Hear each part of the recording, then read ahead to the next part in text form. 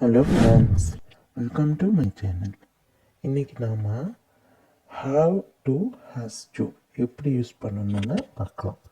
தமிழில் நாம் பேசும்போது நும்னு வந்தால் நாம் have to has to use பண்ணணும். இப்போ எக்ஸாம்பிளோட பார்க்கலாம். ஐ ஹாவ் டு கோ, நான் போகணும். போகணும்னு வந்தால் நம்ம ஹாவ் டு போடணும். ஹீ ஹாஸ் டு கோ, அவன் போகணும். இப்போ ஹாவ் டு ஹாஸ் டு எங்கெல்லாம் போடணும்னு பார்க்கலாம். ஐ யூ வி தே இது நாளுக்கும் நாம் ஹாவ் டு போடணும். ஹீ ஷீ இட் வந்தால் நாம் ஹேஸ் டு போடணும். இப்போ எக்ஸாம்பிள்ஸ் பார்ப்போம்.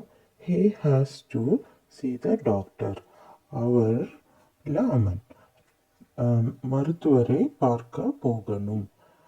அந்த நும்னு வந்தங்காட்டி நாம் ஹேஸ் டு போட்டிருக்கோம்.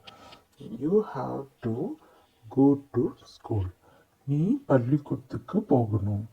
இப்போ சின்ன குழந்தைகள்கிட்ட நம்ம பேசும்போது சொல்லுவோம் you have to go to school அப்படின்னு.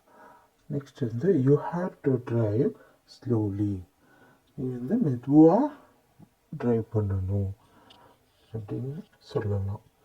Next he has to come, அவர் வரணும். she has to study, அவள் படிக்கணும். he has to go, அவர் போகணும். she has to listen, அவள் கவனிக்கணும். சின்ன சின்ன சென்டென்ஸை நாம் ஈஸியாக பேசலாம். நீங்களும் ட்ரை பண்ணி பாருங்கள். Next he has to stay with you, அவன் உன்னுடன் தங்கணும். அதுக்கு நம்ம he has to stay with you. we have to arrive before 9, நாங்கள் 9 மணிக்கு முன்னாடி வரணும், அதாவது ரீச் ஆகணும் அப்படின்னு சொல்லலாம்.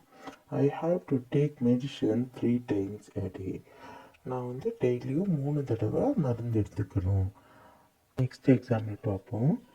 It's late, I have to go now, இதுவே லேட் ஆயிடுச்சு, நான் இப்போவே போகணும் அப்படின்னு சொல்கிறாங்க.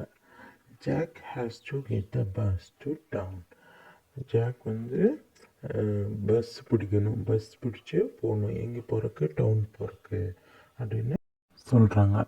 She has to read a lot of books, அவள் நிறையா புக்ஸு படிக்கணும் அப்படின்னு சொல்கிறாங்க.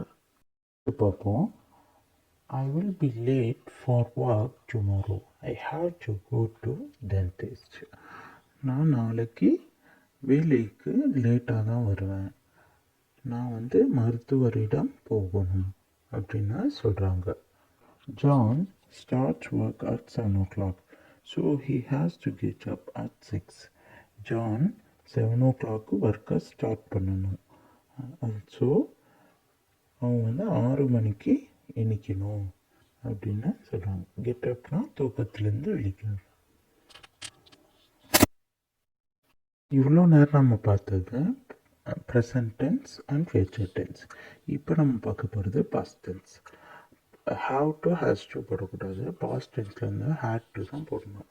ஹேட் டு கோ ஹோம் அப்படின்னா அவன் வீட்டிற்கு போக வேண்டி இருந்தது.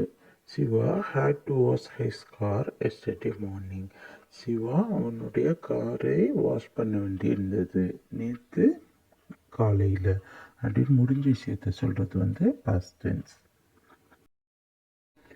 I had to go to the post office yesterday, நான் நேற்று தபால் நிலையத்திற்கு போக வேண்டி இருந்தது அப்படின்னு சொல்கிறாங்க. Next we had to leave the party early yesterday, நாங்கள் நேற்று பார்ட்டிலேருந்து கொஞ்சம் முன்னாடியே கிளம்ப வேண்டி இருந்துச்சு அந்த மாதிரி சொல்கிறாங்க. இந்த வீடியோ உங்களுக்கு பிடிச்சிருந்தால் லைக் பண்ணுங்கள், ஷேர் பண்ணுங்கள், சப்ஸ்கிரைப் பண்ணுங்கள். தேங்க்யூ ஃபார் வாட்சிங்.